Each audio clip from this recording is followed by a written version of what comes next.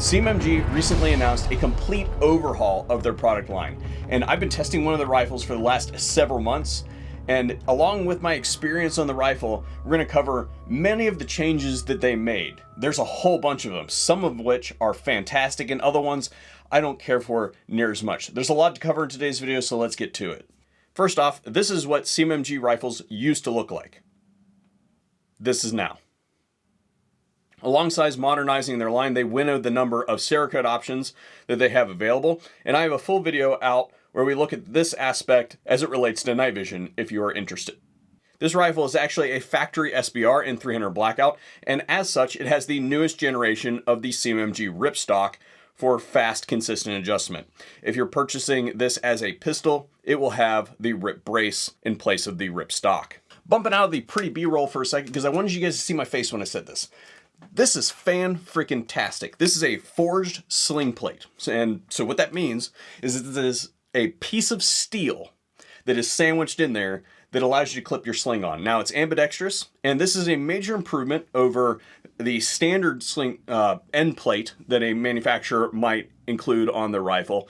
And usually when you see a standard end plate on the rifle, you've got some kind of polymer mounted QD swivel studs. I don't know about you, polymer mounted QD swivel studs do not work for me. I break them. I strip them out. They do not last very long. If you're like me, you got the same problem. So a lot of times, instead of doing that, you might even see a QD swivel port located back here that's usually mounted in aluminum, and I have the same problem. Those don't last very long because we're taking a piece of forged steel and with some stainless steel ball bearings and sticking it in that thing, and it just doesn't survive Curtis very long. So, in my opinion, this is the best case scenario, and this is just an excellent case of CMMG forward thinking to end user utility. Now I got you here, we're going to get a nitpick out of the way.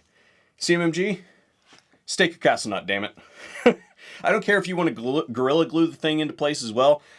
Give me some kind of physical barrier there to make sure that that castle nut doesn't rotate.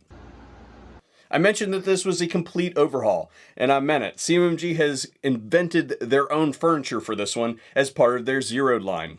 First, the grip, heavily textured with an integral hinged storage compartment. The trigger guard is oversized for your winter gloves, but also includes a finger shelf to give you that last little bit of purchase when you're about to drop the thing.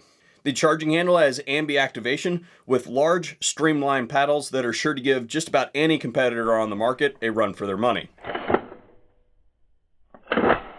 Their new ambi safety checks several boxes. It is differential in size depending on which is the primary and secondary paddle. It has aggressive cuts with options for both 90 and 60 degree activation. They've also replaced the standard dust cover with a polymer model. And I agree on this one. I cannot think of a viable reason why this component needs to be made out of steel. On initial inspection, I thought, well, at least the Mark IV lower looks the same as before. But no, they've cut this thing down for an enlarged ambi mag release. And you can forget the days of the ping pong paddle because this is a freaking tennis racket. Now into something that really needed to happen, the handguard. Their stuff has been what I would call outdated for a couple years now. The new handguard combines the modern minimalist aesthetic with weight reduction cuts everywhere for those of us that aren't just looking to pack on the pounds around the midsection, but on the rifles too. They've attacked the anti-rotation concerns by using a torque plate instead of external anti-rotation tabs, and they have grafted the geometry of the handguard with that of the upper receiver to reduce these sharp edges that can lead to gear interferences. While heavily dependent on the can, the gun runs beautifully at night with very little making it back out of the ejection port. I do not much care for blast forward devices. And it's not that this is a bad design or that blast forward devices are poor designs in general. What it comes down to is that I find often that devices like these are disingenuously marketed to individuals that are truly in the market for a silencer, but for whatever reason, have not obtained that device. And some excuses on that are better than others. But there is one thing that they excel at that I am a fan of.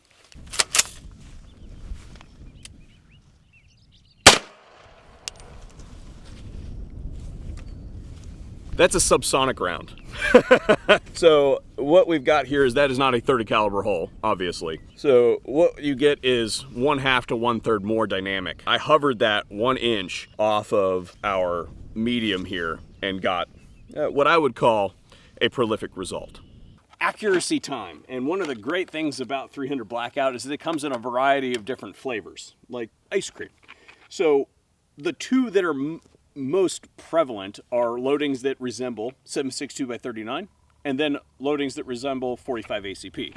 This is something that's kind of right in the middle. So this is the Fiocchi Range Dynamics, and this is 150 grain boat tail FMJ, and it's should be doing 1850. So we're going to be using it because this is ammunition that I found to be exceptionally accurate.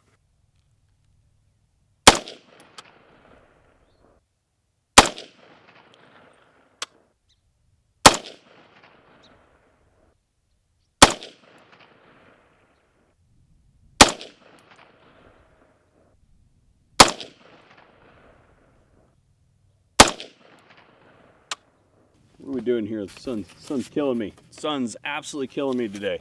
What are we doing? Okay. It's like working in a mirror. This is actually 6 rounds total. So I saw this one, so I shot a 6th round to see if I could get it to go in this group. And sure enough, we did. So this is a 5-round group and a 1. This one popped up around round 4. So I fired a 6th just to see if we could get it to land in that group. The risk being that if it lands somewhere else, then I look like an idiot. But I suppose this makes me look like even more of an idiot because, you know, this one is potentially shooter error. But we're going to measure both of them anyway, so you'll know what the full group is in this section over here. I've said it before, I'll say it again. 300 Blackout is one of my favorite calibers that's on the market. And the reason is it's just so versatile. There's a ton of loadings out there for it. And really, it doesn't matter if you're trying to go super suppressed or if you're trying to go out and blast hogs or something like that. There's probably a loading of 300 Blackout that will do what you want it to do. And so I have 3 of them here today, and what we're going to be focusing on in this segment isn't necessarily will it cycle this particular loading or thing like that, because there are things that we can do to the weapon after the fact to make it do what we want it to do. If we spend enough intensive time with it, we can make that firearm work with the ammunition. The question is, will it stabilize? Is it compatible ballistically with various loads of ammunition? So what we're going to do is I've got 3 different ones here, and they kind of run the spectrum. So we have what I'm going to classify as a light 300 Blackout. So this is a 125 grain, and this is going to be a fast boy. So there are faster ones out there. I think I've seen 110 grain and things like that. They're going to be really screaming out there. But this is what I'm going to call a relatively fast round. And then up from there, we've got something in the middle. This is a 150 grain. And this is like my favorite loading. This is like what I would say a 200-yard cartridge should be, is the 150 grain. If you're trying to do everything inside of 200 yards, excellent cartridge. And then a subsonic. So this is a 220 grain. And these are, Sierra Match Kings. So this is going to be traveling underneath the sound barrier. So we're going to get a pretty good sampling. So what we're going to do is basically look at what the holes look like downrange after we shoot the various loadings. And then also, at the same time, we're going to take some velocity data to just kind of mesh with what it is that we did. First things first, 125 grain, and we're using the Energetic Arms box on the end, full video out on that suppressor. Not shooting for accuracy, as long as it's on the paper.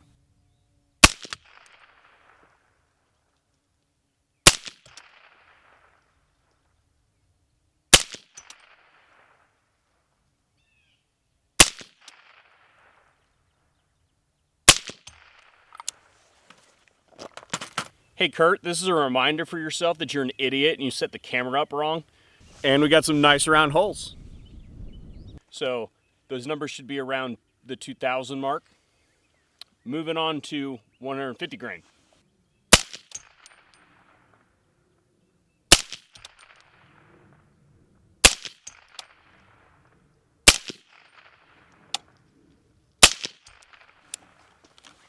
And nice round holes. Up to the 220s.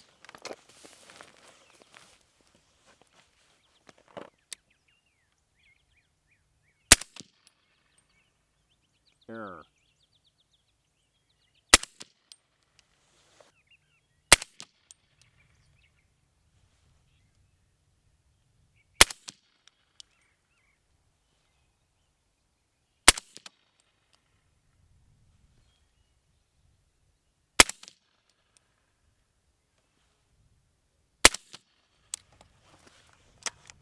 It also looks like these are stabilized, but it's interesting to see the difference in the paper cut versus just pressing itself through with the subs.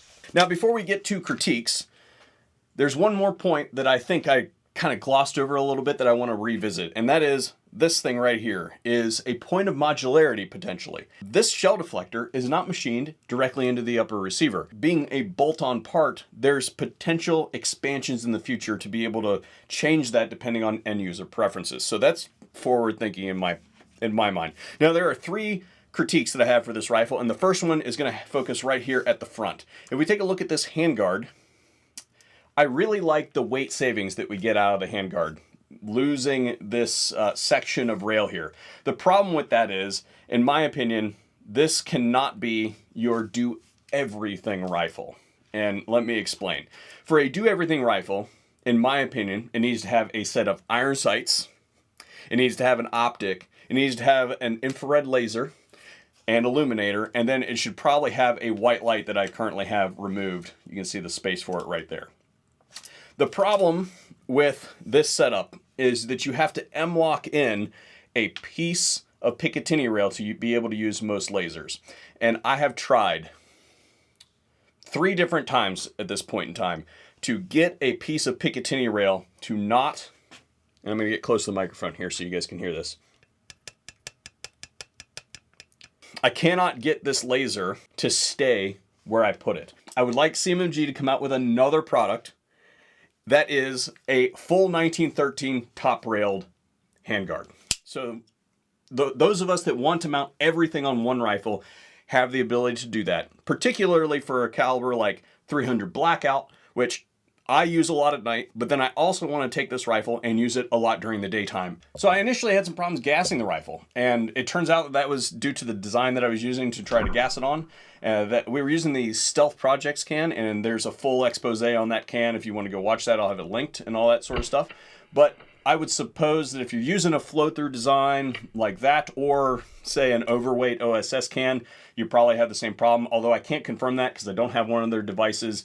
They keep running from me for some reason or another. Cannot confirm that, but you're likely need to do some more tinkering there. Now, if you go with a more traditional design, then it's just a buffer change, a buffer weight change. So that brings me to my next critique, which is this is a 300 Blackout rifle, and given the plethora of loadings that are out there, the huge versatility in the market of 300 Blackout, this rifle should absolutely have an adjustable gas block on it. I know they can do it. I have another weapon from them that we'll be talking about next month that has an adjustable gas block on it. So I would like to see them integrate that technology into this gun, specifically the 300 Blackout. I don't care about the other calibers because they are not as diverse as 300 Blackout is. This gun should absolutely have an adjustable gas block on it. Now, that said, the gassing that they currently have on this gun looks fantastic at night. Okay, they did a really good job on that, but it's more designed, or set, excuse me, for full powered ammunition.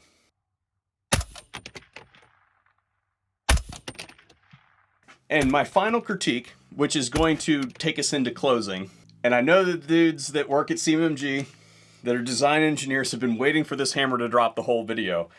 But where the hell is my forward assist? In this fully featured rifle, you guys forgot to include a really important feature, which is the forward assist. Now, I did notice that the bolt carrier group is cut for assist notches, but there is no button on the side of the gun. I think this gives us a prime opportunity to talk about the forward assist really quick. The forward assist is not a mash a cartridge into the breech that's not designed to fit there or has some other kind of problem that keeps it from getting there. The forward assist is designed so that you can come off the grip and push it with your thumb, right like that, to assist the bolt forward into battery. You can still shoot the gun. You have to shoot it like a Californian, but you can still discharge the weapon should you need to. Of course, this notch right here, you can assist it forward with your thumb, but that requires you to come completely off the fire control to be able to get to it. All right, there's enough with critiques. The reason that this rifle is here is because, quite frankly, I needed a replacement for my old 300 Blackout SBR. I have shot that gun out It is no longer functioning properly. It is no longer holding groups. It just needs completely overhauled. And because of that, it probably needs refit and probably transferred over to the private stash, because it's been a great rifle. But what I would say is, while it has been excellent day in and day out for like the last 5 to 8 years, that rifle represents what was 300 Blackout. And that if you look at the time that it was constructed, it was what 300 Blackout was at the time. This is representative of what 300 Blackout is now and where it's going. So fantastic job on CMMG's part for putting out what appears to be an excellent rifle. So this is going to be a mainstay for the next couple years on 300 Blackout testing, all that sort of stuff. So you will see updates on this rifle as the round count climbs. Special thanks to them for sending this over for analysis and continued use. And special thanks to our Patreon and subscribers that help pay the ammo bill around here, first and foremost, but also make videos like this one possible. You should see some of their names on screen right now.